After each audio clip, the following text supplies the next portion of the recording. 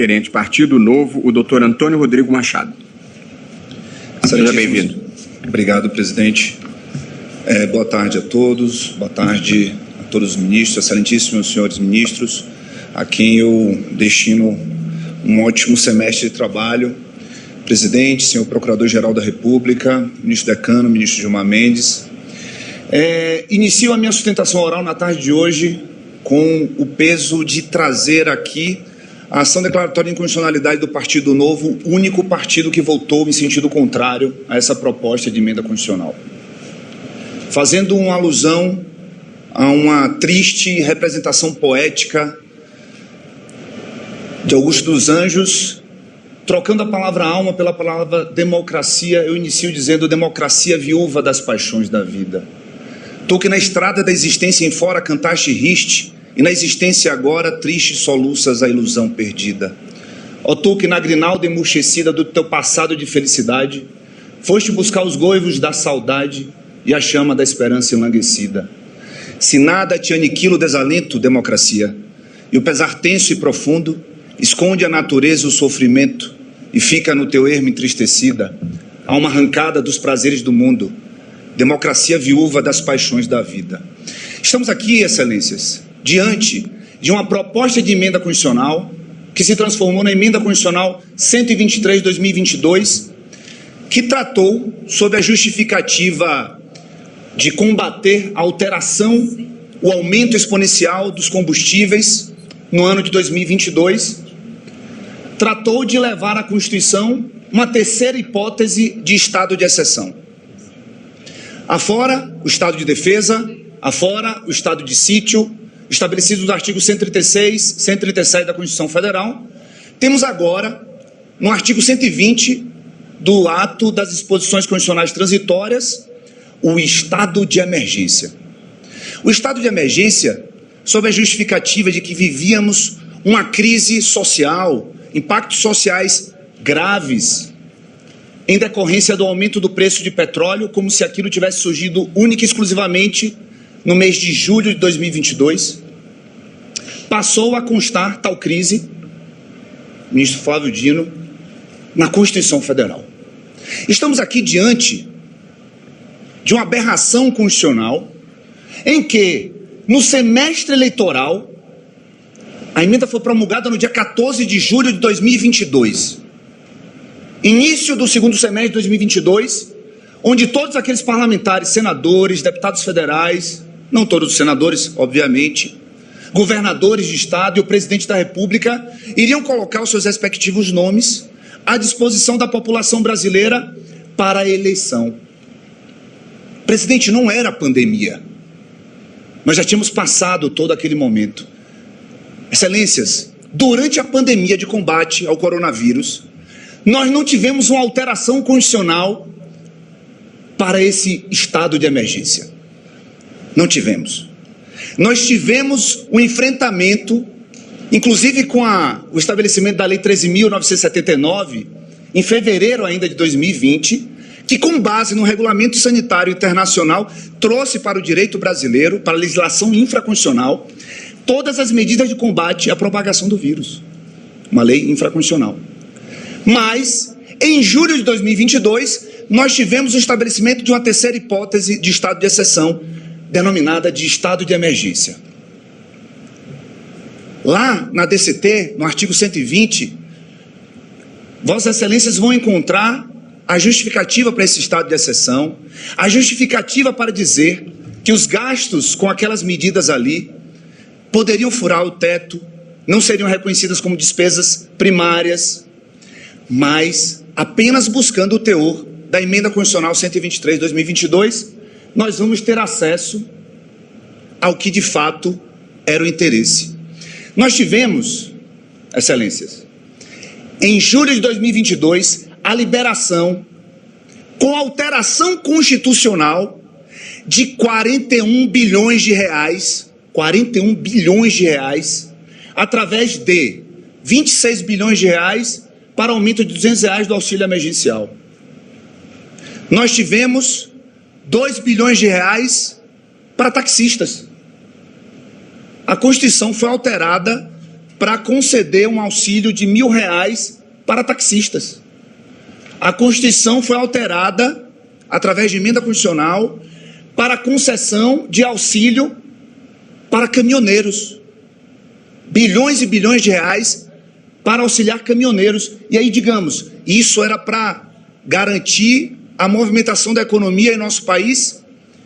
A própria emenda constitucional dizia que não era necessário comprovar que nós teríamos, que cada cidadão que se beneficiasse desse auxílio teria que comprar diesel. Não, ele iria receber esse dinheiro. Nós tivemos aumento também na casa dos milhões de reais para transporte urbano destinado a idosos. Quase 4 bilhões para ressarcir os estados naquilo que eles retirassem de ICMS, dos biocombustíveis.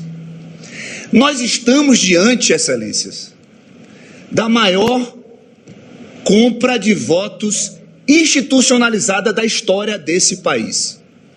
A ação declaratória de inconstitucionalidade, e é óbvio que os precedentes dessa corte já autorizam o controle de constitucionalidade em emendas constitucionais a partir do constituinte derivado, seja no caso de vício formal, seja no caso de vício material. O vício formal é que as propostas de emenda constitucionais, emendas à Constituição, que foram apensadas na Câmara dos Deputados, no Congresso Nacional, na verdade, foram propostas que sequer tinham como justificativa a guerra da Ucrânia, que ficou na exposição de motivos da proposta de emenda constitucional.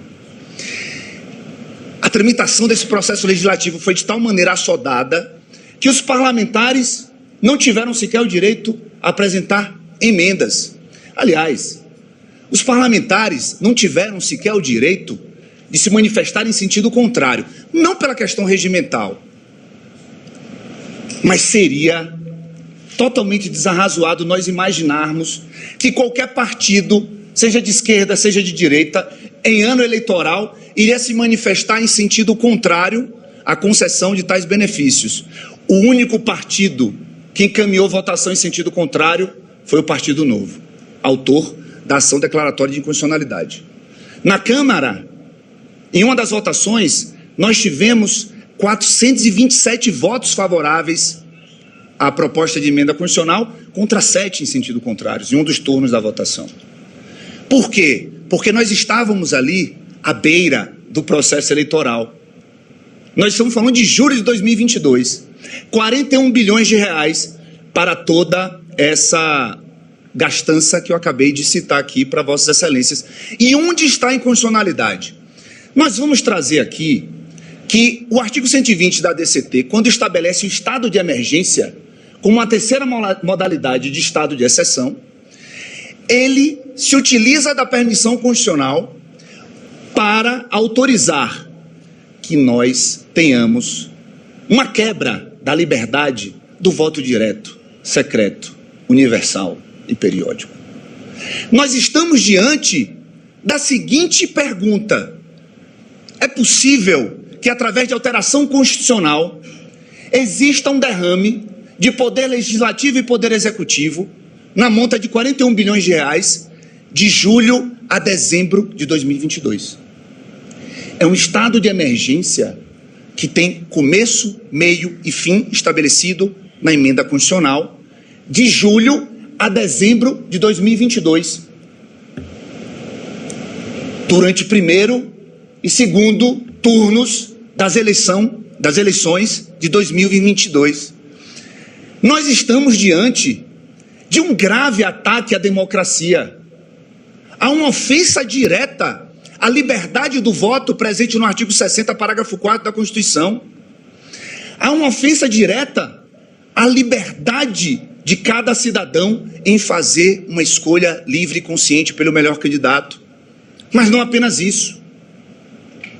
Diante de ofensa à cláusula pétrea do artigo 60, parágrafo 4º, no inciso 4 dos direitos e garantias individuais, nós temos aí, e aqui eu não estou a defender a anualidade eleitoral como cláusula pétrea, não. Mas eu defendo a anualidade durante o curso do processo eleitoral, porque nós estamos falando durante o curso do processo eleitoral, julho de 2022, onde todo o calendário do Tribunal Superior Eleitoral já caminha a passos largos, nessa época, ainda sob o comando, salvo engano, do ministro Fachin,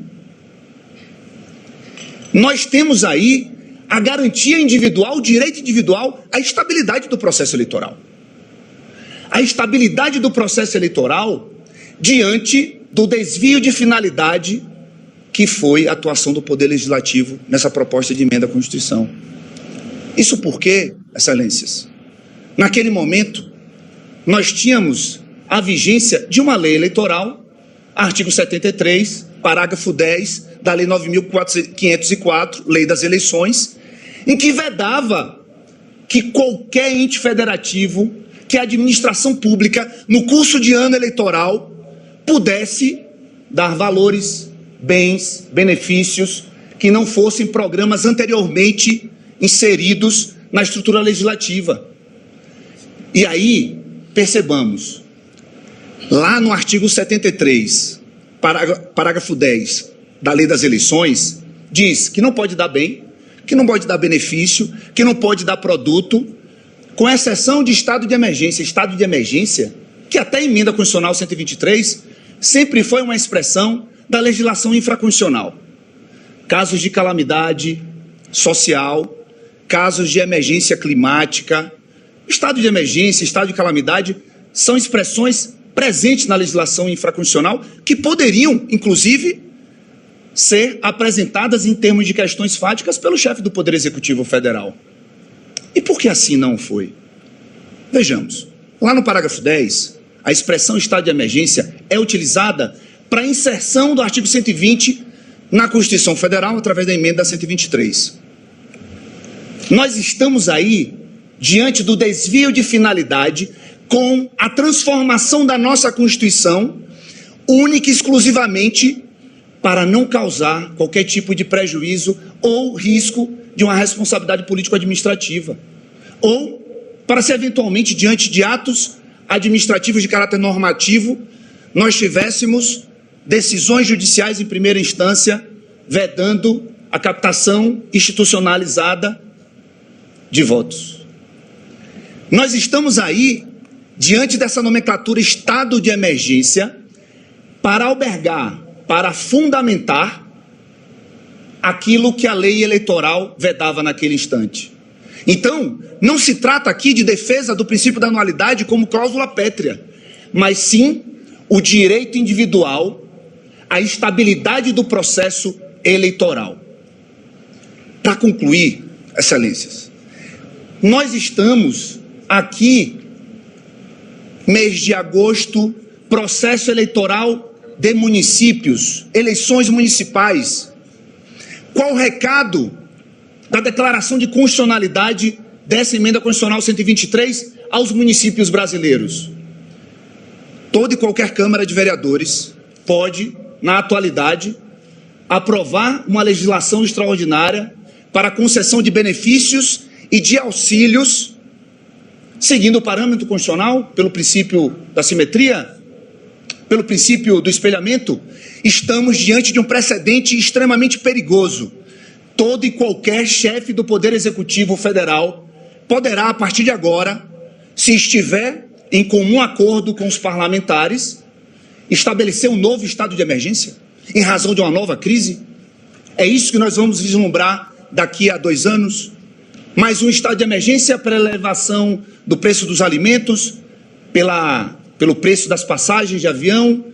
Qual será a justificativa para o novo estado de exceção? Quando o Partido Novo apresentou a ação declaratória de inconstitucionalidade, o objetivo é fazer com que nós tenhamos um Estado brasileiro que não se sujeite a maiorias conjunturais que possam exacerbar do poder que tem. O papel dessa corte, o papel contramajoritário dessa corte, precisa e deve ser exercido em questões como essa, em que nós tivemos uma maioria absoluta do parlamento votando nesse sentido, mas somente essa Corte Constitucional pode barrar. Começo com a poesia de desalento e concluo com a poesia de esperança, tal qual Fernando Pessoa nos ensinou. Ó mar salgado, quanto do teu sal são lágrimas de Portugal, para te cruzarmos, quantas mães choraram, quantas filhas rezaram, quantas noivas ficaram por casar, para que fosses nosso, ó mar. Valeu a pena? Tudo vale a pena se a alma não é pequena. Para se passar além do bojador, tem que se passar além da dor. Deus, ao mar, o perigo e o abismo deu, mas é exatamente nele que se espelha o céu. Eu acredito na democracia e acho que o mar do Estado democrático de direito precisa continuar servindo as boas embarcações. Muito obrigado pela oportunidade de falar a esta corte, excelentíssimo senhor presidente. Obrigado, doutor Antônio Rodrigo. Devolvo a palavra ao ministro André Mendonça.